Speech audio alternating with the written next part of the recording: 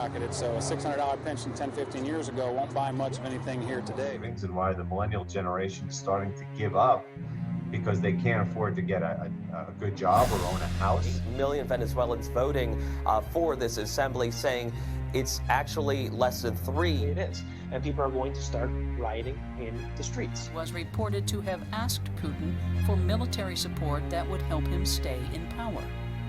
We will make America safe again. And yes, together, we will make America great again. And they ignore him. And 8 more years goes by till Bernie himself finally admits to his sons, hey, I've been running a Ponzi scheme.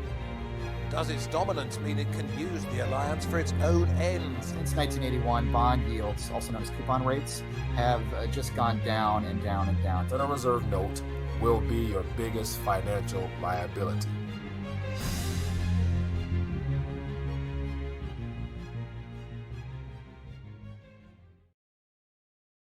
Welcome to All Tech Lansing.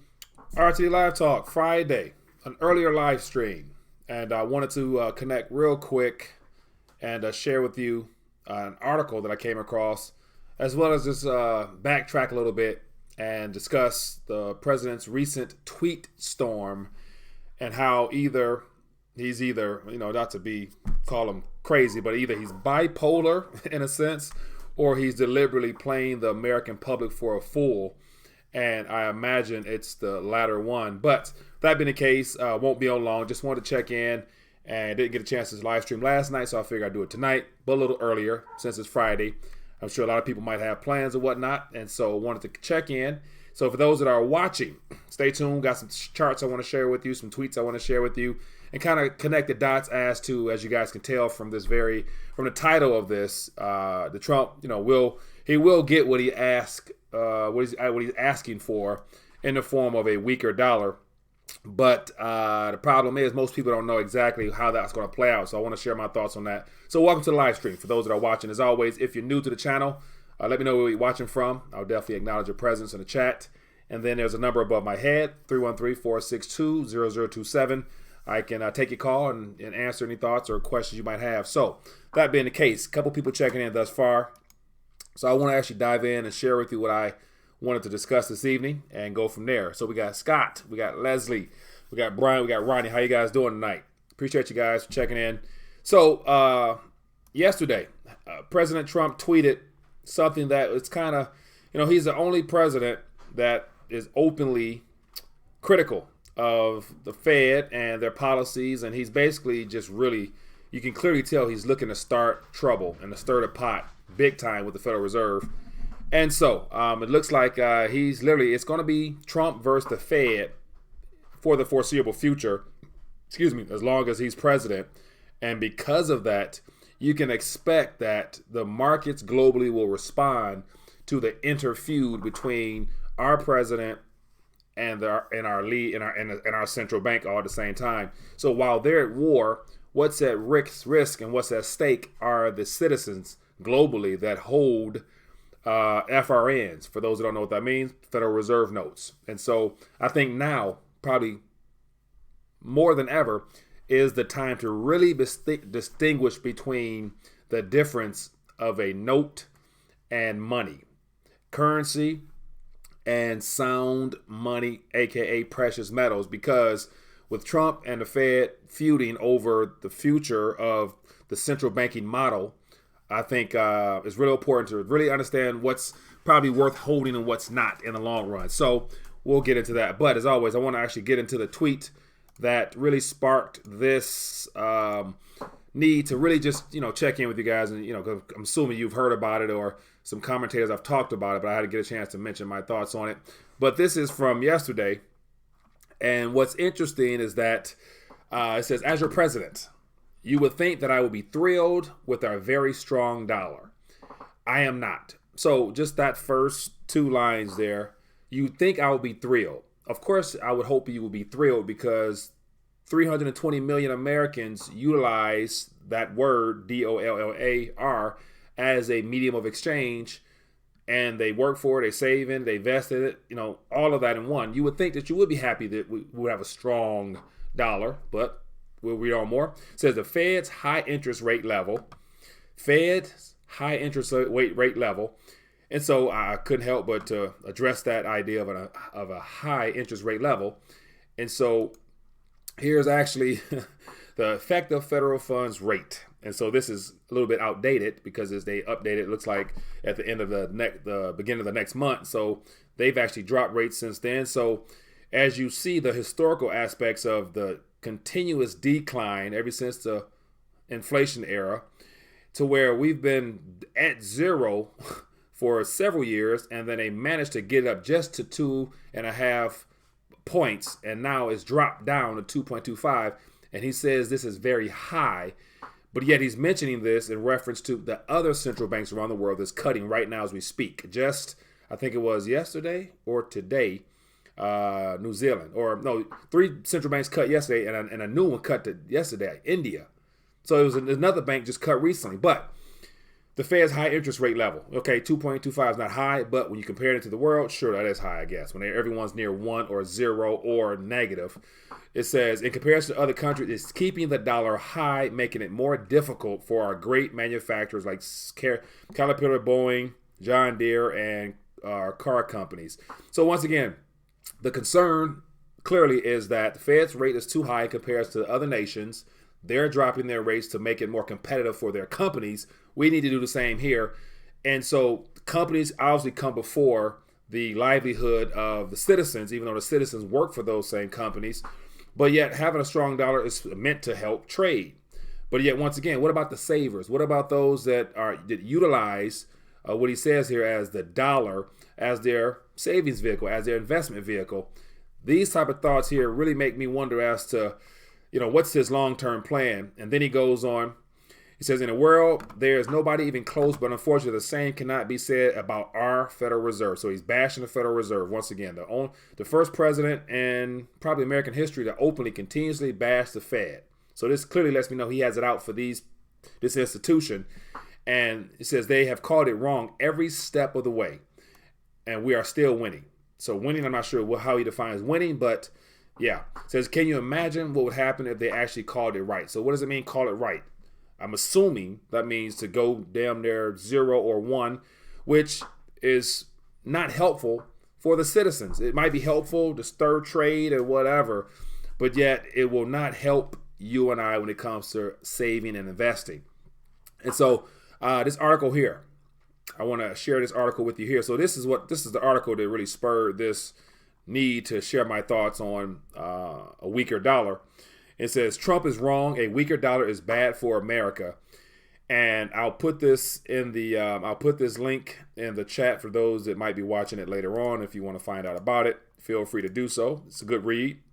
But the author of this, basically to sum this up, he talks about the short-term benefits is what obviously the president is looking at. He wanting to make those 4 or 5 companies that he mentioned a little bit more profitable when it comes to them doing business. But after that wears off, which according to this article here, the short-term gain wears off relatively soon once the easing process begins, because all that's going to do is spur on more debt. And the debt won't start with the consumers. It's going to start with the corporations again. And while they're doing that, they're expanding the monetary base. Therefore, the Federal Reserve note, aka the primary product of the Federal Reserve, is what will make it very difficult for your average American that saves, invests, and utilize dollars for their livelihood. So, and give you an idea of what's going on, it says an artificially depreciated dollar can spur exports in the short run, but that extra currency pumped into the global markets to drive down the exchange rates can cause a bump in the general price level, i.e. inflation. It says which eventually cancels out any advantage from the drop in the nominal exchange rate. So it'll be a little boom, but yet the monetary base will increase. Therefore, prices will go up. And we all know, of course, the Federal Reserve said they're not getting their price target. But yet, because of how they're measuring it, of course, they'll never get their ideal target. Because once again, they don't measure it with you and I in mind. And then it goes on to talk about the US dollar index and all that stuff like that. But just the idea that this policy itself will come back to bite everyone in the behind. So I thought this would be a great time to really put it out there for those that may not know. I'm assuming most people, if you've been a follower and if you follow alternative media, then you do know the importance of distinguishing between the two instruments that are available to you for you to utilize in this current time where our president is pleading for and begging for a weaker dollar, i.e. less purchasing power for you. And just to show you how, this is not something that's new. The Federal Reserve inherently, because of how it's designed, it brings nothing into something. So they have no reserve. They're not federal. There's nothing that, that's solid about this, this whole idea or this institution in general. So just to give you an idea as to how they have already been effective in basically robbing and stealing from the general public with their primary product, which is a debt instrument, there's no better thing to look at than their very own graph in reference to the actual purchasing power of their product. So, of course, if debt is what they do best, it shows up in Federal Reserve notes. So this little legal documentation here between our government and the central bank is a Federal Reserve note. This is, this graph I'm showing you, this is what you see in reference to its reliability over a long period of time. It does not retain value. So already they have weakened the dollar in reference to purchasing power.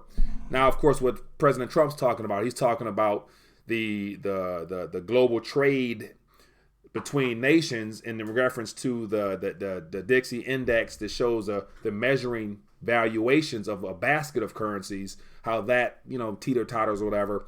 But for the consumer, what our president, in my opinion, should be more concerned with is the purchasing power of the consumer dollar over a period of time. And as you can see, this thing here has already proven to be a unworthy product of people to hold on to long term. So this is over 106 years of this instrument being issued to the public. And because of the monetary base, because of debt expansion, because of fractional reserve lending, there's been more instruments brought into circulation than the demand calls for. Therefore, there's always more competition for your savings, your investments, and things of that nature when something can be brought from nothing into something. And so I want to point at the visual aid that I think is going to be very timely. And of course, I'm ranting, but forgive me because I want to definitely, share my thoughts on this. But the visual aid that I put out there, and this is about probably about 2 years old. This visual aid, but it gives you a good idea as to what the president's calling for, and he will get what he's asking for.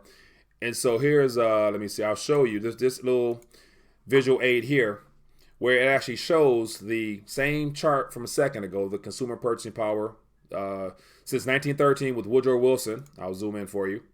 And this is on the Facebook page. If you guys haven't subscribed to Facebook, make sure you guys subscribe there or like the page because I share articles throughout the day there. But as you can see, every president has played their part in the devaluation of our currency by just being obedient to their true bosses and the central banking model. But here we have President Trump, and his face is well below the zero line. And so I just inherently knew that every president has pretty much doubled the national debt, especially the last two. So it's only natural that President Trump gets a chance to do the same as everybody else. So therefore, weakening the dollar is right in line with what he has to do to kind of keep this thing going. So, if our national debt is, say, was it 22 trillion now? He easily has to put on another 8 trillion, probably in pre-recessionary or current, as a response to the current, slowdown is happening. So he has another 8 trillion that he's going to be in need of, especially if he gets his next term, to really prove this point of the dollar becoming or the Federal Reserve note becoming of less value entirely. And so he will get what he's asking for because it's only right. Every other president has gotten what they wanted. And it's more so just to be able to get through their presidency without any hiccups and to get out of office and then live happily ever after with their pensions and benefits for the rest of their lives while the average investor and saver and everything else gets shafted. So these are the times, and this is what's happening. So let me check in the chat real quick and see if there's any thoughts out there. Let me see. As always, for those that are watching, feel free to let me know where you're watching from. Definitely acknowledge your presence. So we got Peter. It says worldwide currency devaluations are now underway. Trade wars, then currency wars, and real hot wars. First, we will redo the 1929 depression via a hyperinflationary depression. Got your gold and silver. Silver at $4. Gold at $2.50. I'm not sure, Forrest Groomer. Those would be some good prices. I wouldn't mind getting a hold of those. But so to even play this even further along, let me get into the next article. Next, thing worthy of mentioning. And so to even take it further, this is, let me go back here. I got to get the right one. So let me give me a second, because I want to rewind back a little bit and actually share with you guys something that, this is it right here. So this is from last month. So this is in July, right around the time that the whole Facebook Libra situation came out, and how our president opposed anything outside of what he considered to be our strong United States dollar.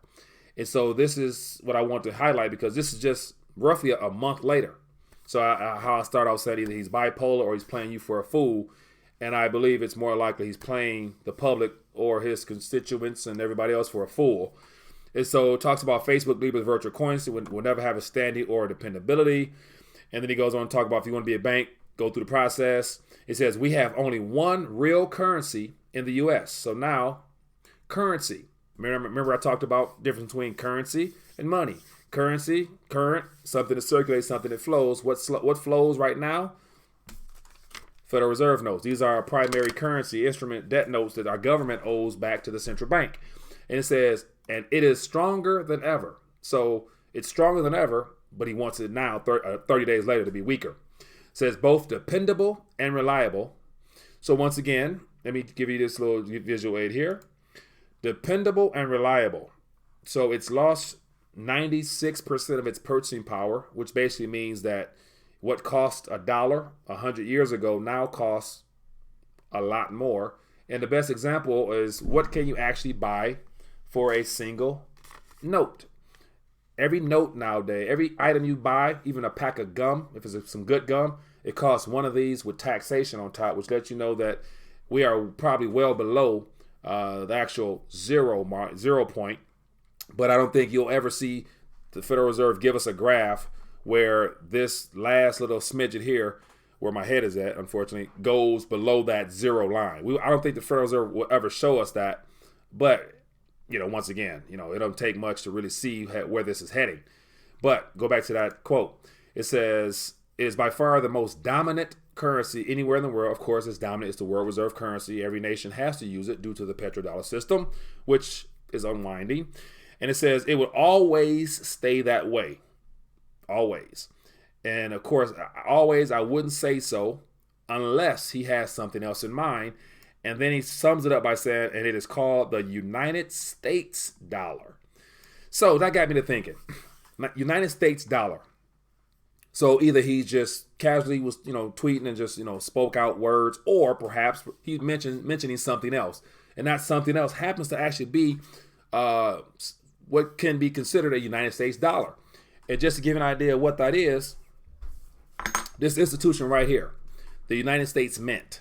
This is the actual authorized, certified institution that it was created in the Coinage Act of 1792 that gives the government the right to coin money. So could he be referring to the United States dollar, referring to the United States Mint? So could we actually see some competition once again between the United States Mint and the Federal Reserve Bank? Because once again, the United States Mint still does issue money, if you know what money is. And give you an idea, so here is the United States Mint's website, and I thought I would go there and just check it out. And so that pamphlet there is in reference to gold, but as you guys can see here, the United States Mint is the official institution of the government. It is a government institution, and they are in charge of issuing United States coins, i.e. what money really is. So we got debt instruments, we got coins, what money really is. Here's the distinction that I think people really should start paying attention to, because when you get tweets like this saying that it's called the United States dollar, we all know that this is referred to as the United States dollar. But if you were to read the fine print, at the very top it says Federal Reserve note. So we have a Federal Reserve note, which is a government liability that's owed back to an institution. This is a documentation of a contract between two signed parties. We still happen to be caught in the middle using this. And then we can actually go back to, yesteryears where this little thing right here, I'll make sure I put this in there. This little documentation right here, this is not documentation, but it is a silver eagle. This little piece of jewel right here, this thing here comes from the United States Mint. So could he perhaps be mentioning that, giving a little clue to those that are monetarily aware, that this instrument here might be something you want to take in and consider because it's an authorized legal 0.9995 silver coin. Something worth thinking about. But I'll leave that to you guys to figure out for yourselves. And so I wanted to just share this evening because, once again, as I said, Trump is wrong. A weak dollar is bad for America, but he will. I guarantee. And this is where I can really say, because this current narrative and this current reality that we're a part of, which is all grounded upon debt, it doesn't continue on unless he gets what he wants. And what he wants, as he mentioned, two things: lower effective funds rates. So he wants our funds rate, the leading currency in the world, to compete with central banks around the world that don't have the privilege of having the reserve currency. So we're going to be competing against an inferior class of individuals because everyone runs to the dollar as a safe haven, but now he wants to compete with, i.e., I can't say losers, but there's countless of other billions of people dependent upon those banks maintaining their credibility as well. But yet now he wants to compete in a race to the bottom at that. Like, there's no winners when this thing, at the lower this goes, there's no winners apart from the government. So he's going to get lower rates. They're going to be cutting pretty soon, if not introducing some type of stimulus package of some kind. Probably won't be labeled quantitative because it's hard to use quantitative for 10 years and it didn't work the first time. So they're going to be using, anybody got any words out there that they might want to share about what they could possibly be considering word-wise? I would imagine it's going to be something like the people's, I don't know, something. It's going to be something patriotic. I bet it will be. But yeah, so that's what he's going to get. So he's going to get a lower federal funds rate, and all that does is basically price future borrowing cost, especially amongst the banks, as well as every other financial institution, bases their lending cost off of these numbers. And so let me share something with you that you guys might find funny. I know I found it funny. We got a call. Let's take this call and see what's going on. Hello, caller. What's your name? Where you calling from? Mike, Tim, Colorado. Tim, how you doing, my friend? What's your mind tonight? Good. Well, nobody had called. I didn't see anybody call in, so you're you're on at an odd time. But no problem. Yeah, something different. Okay, we don't have to worry. They're gonna introduce a stable coin. Okay, and we'll be all set, man. It's got Fed coin. Yeah, right. Right? I mean, yeah, I'm no sure problems. I'm sure that's going to be the idea, but it's going to be one of the things. Who's going to actually believe the word stable when you're asking for a weaker dollar? So how do you get stable amongst weak? So that's where it's going to be kind of hard for people to believe that, as well as prices going up, which reflects the, how much you can actually get with the stable coin. So I get your point, though. I get your point. No, I'm just kidding with you. But yeah. But here's the problem, Mike. Uh-huh. I mean, I think a lot of people will buy it. I can't wake anybody up, Mike. My wife is, she just puts up with me. That's it. Yeah, I don't think it's a matter of getting people to buy it, because you won't be able to really wake people up from their the current paradigm they're in. They'll have to be shocked out of it. So the best thing you can do is, in the meantime, is share information accordingly and do the best you can to get your weight up, especially in distinguishing between these two instruments here, one from a private bank, one from an authorized government entity. And so in doing so, in my opinion, I think you'll be in better standing than those that are completely asleep and rely upon digits on a screen to determine their net worth. No, you're absolutely right. No, you're dead on. Yeah, man. But, appreciate you calling. I don't know. What can you do? I got my weight up, but the price is going up, so I'm going to hold off, see if something else happens. Yeah, I personally wouldn't. I mean, it's whatever works for you. But yeah, I'm more of the mindset of right now it's probably the cheapest it's ever going to be, apart from there being some direct, slam down. But yet, even if it does, I would bet on the premium still being, catching that spread to where it won't really be cheaper, in my opinion. But, we'll see. I know, and I agree with you, and I think you're right, but I'm sitting here going, I don't know, Yeah. Cash, real estate, weight. Yeah. It's a real tear, man. Yeah. Biggest thing is just, stick to what you know and what's worked well thus far, and you'll be better than the majority. Because at the end of the day, there's no amount of weight, in my opinion, that will, put you in a position where you're going to be comfortable forever. But you'll be better than the majority. And if only 1 to 2% of the population in this country or the world actually know the difference between money and currency, then you're going to be a step ahead anyway. So, whether it's 1 ounce, 2 ounces, 100 ounces, 1,000, whatever it is, that's still more money in your possession than the majority of the world who depend upon digits and stable coins and stuff like that. So, the gimmicky stuff. You're totally right. You're totally right. And just a shout out to your listeners, all right? Appreciate you. You got to listen to Mike. Because Mike has a really high IQ and he's dead on. But still, so, I appreciate you, my friend. Keep up the good work, okay, buddy? Thank you. You have a good one. All right. Stay safe. Yeah, man. I appreciate the love.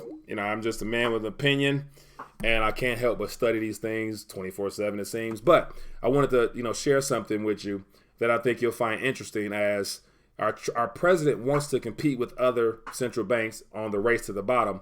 And when I saw this article here, really put in perspective where this is going to be heading, barring some type of intervention or whatever they try to give us in between. But a Danish bank is offering mortgages at 0.5 negative interest rates, meaning it is basically paying people to borrow money. So what this is saying is that if you were to take out a mortgage, so they have different types. This is a 10-year fixed rate. You can say take out, and no doubt the real estate in Denmark is probably extremely expensive. So say if it's 300,000 krona, or relatively dollars, you'll only have to pay 275 back, or whatever the difference is. Because so to sum this up, this article up, and I encourage you to read it as well. But what they're saying is things are so bad, and the actual person is an analyst, bank. He's let me see, according to local bank. So it's a person that works for this bank or an analyst. He was saying that things are so bad that it'll be in the commercial bank's best interest to lend you money so they'll have activity, as opposed to waiting and not having people take out loans and them lose out on all the opportunity they have to charge additional fees and to make a profit as an entity. Because if no one's borrowing, that means that their banking model and their current portfolio of all the real estate they're holding is depreciating heavily because there'll be no buying and selling. Then it'll be better for them just to, once again, because they don't have to have currency in their vaults to give you a loan. They can just create out of thin air. So it'd be better to give you less and they take back less. They could possibly lose out on it just to keep the doors open and keep the business flowing. So when we're trying to compete, when our president's trying to compete with lowering rates, so this is in Denmark, where they're probably at 0% or probably slightly below, that they're willing to give you money to take out a house. So right now, real estate or what's it called? Fixed rate loans for mortgages are already, right now, we currently speak, I think I saw an article, they're relatively low. They're the lowest they've been in 3 years or something like that. So they're going back. But yet it's still going to be hard to get people to actually go out there and borrow, knowing that the valuations of the houses everyone's starting to realize how overpriced the housing is. So to take on a mortgage when you know that the jig is up, you probably won't be able to get much out of that, apart from them beginning to inflate the bubbles a little bit higher by creating some type of additional stimulus and QE. So this is where this is all heading. And when I saw this article about, Trump is wrong, a weak dollar is bad for America, it is extremely bad, because it only inflates the monetary base, and that's a big reason why the dollar, this thing here, doesn't purchase much, is because they've already inflated it to, to the point where it's not worth much anyway. So when I show you guys this here, President Trump, even though I'm convinced that he's in place now to oversee the default of this current reserve system model of debt, he's also going to upend the Fed, because there's only so much poking at a pit bull you can do before that pit bull tries to unleash an attack on you. And if he does that, and if they do that, they're going to do it at a time where, how do you get back at the president? You hurt the people who put him in power. And that's the millions of Americans that voted for him and will be voting for him again in the next couple of months. So this is what's going on. I thought I would get on tonight and share just some stuff with you as to how, it's a very bad idea, but yet the president will get what he's asking for in regards to a cheaper, lower funds rate, which will only spur more depreciation of the currency we have now. Therefore, it's going to really put more of a pinch on savers. Saving these instruments in the bank when they begin charging you to hold these, and this is the hard copy of what they're holding in digital form in your savings and checkings account.